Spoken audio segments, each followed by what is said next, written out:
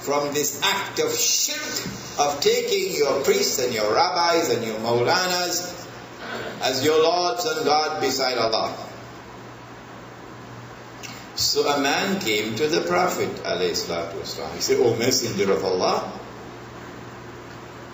but the Christians don't worship their priests, and the Jews don't worship their rabbis. How could Allah say so?" To which the Prophet replied, and he said, "Did they not make halal what Allah made haram? That is their shirk. And did the people not follow them in it? That is their shirk." My question is, if it is shirk when the priest and the rabbi make halal what Allah made haram, then would it not be shirk when the government do the same thing? Huh? Yeah, okay. Nobody differs. So this government committed shirk when it made halal what Allah made haram. And you know it committed shirk. This one. The PNM or the UNC or the whatever it is. And then election come. And you went and you dip your finger. You dip your finger. In other words, you are saying, this stain on my finger is the proof that I recognize these people as fit to rule over me. A people who have committed shirk. So you follow them into the shirk. So you have committed shirk. Huh? You think anybody will listen to me? I have been arguing this case in the United States, in Australia, in New Zealand, in South Africa, in Pakistan, in India, in Bangladesh, in Malaysia, in Singapore, so many places. You think people listen to me? In Malaysia, the answer is, Sheikh Imran, if we go and vote the Chinese and then go win the election, they go take over? That's the answer. Yeah. If we don't go and vote, then go win the election and go take over. So we have to vote. We don't care about this business about shirk. The Prophet said, he said the time will come when people will no longer care for the distinction between halal and haram. Here is political shirk. But you cannot convince one-eyed people. A one-eyed man cannot be convinced by a man who sees with two eyes. The only way you can convince him is if you can touch his heart.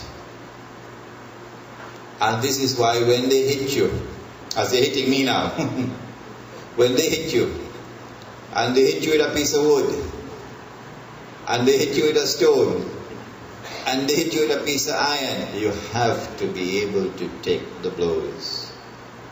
You have to be able to show patience. You still have to retain kindness in your heart, because you're dealing with a people who can't see. If by Allah's grace you're able to touch the heart, and then that heart turns to Allah, and then some nur enters into that heart, then that man can see and understand what otherwise he could not see and understand. This is political shirk.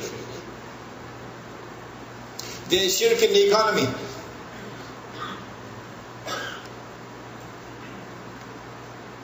Riba. And you say, well, I see nothing wrong with the banking system, man. What are you talking about? You can't just have people lending money and not getting something in return for lending the money. And if you want to borrow money, you have to pay a price for the money. Huh? So banking is something we have to live with, and we don't see anything haram in it. From the time you accept in principle that it is permissible for money to be lent on interest, you have made halal what Allah made haram.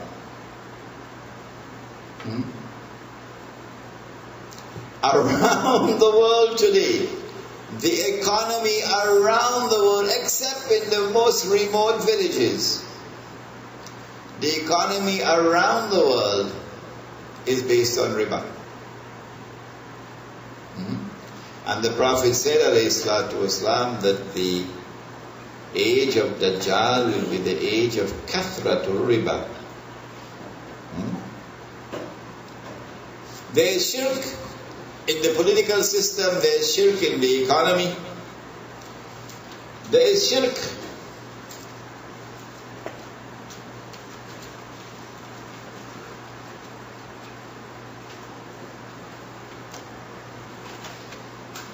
the man was suffering with his heart, and he got a heart attack, and they put him in an aeroplane and they fly him to New York, Mount Sinai Hospital in Manhattan. He had a heart operation, transplant, and after some time the man come back home and he looking good. So he say, you know, if I didn't get that operation, I would be dead. If they didn't take me to that hospital, I would be dead. If I didn't go to that doctor, I would be dead. If I didn't have this medicine, I would have been dead.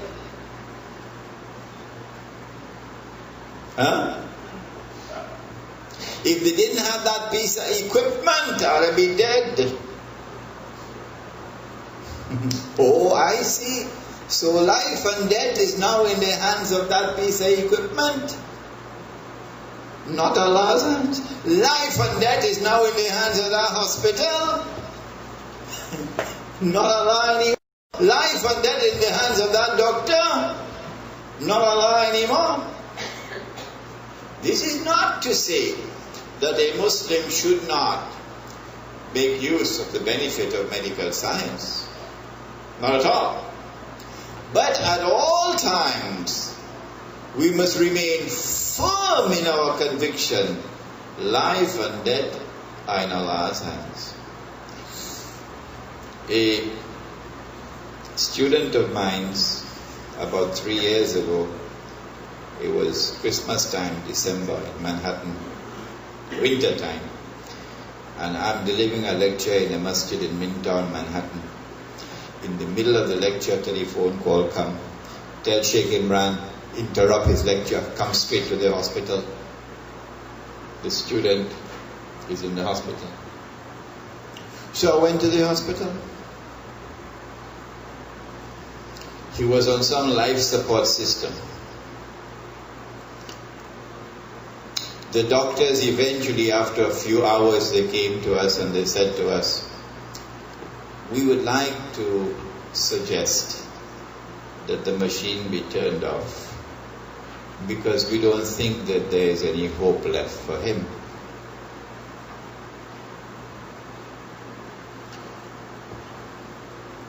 The family in Pakistan on the phone, no, don't turn off the machine, because if you turn off, you go dead.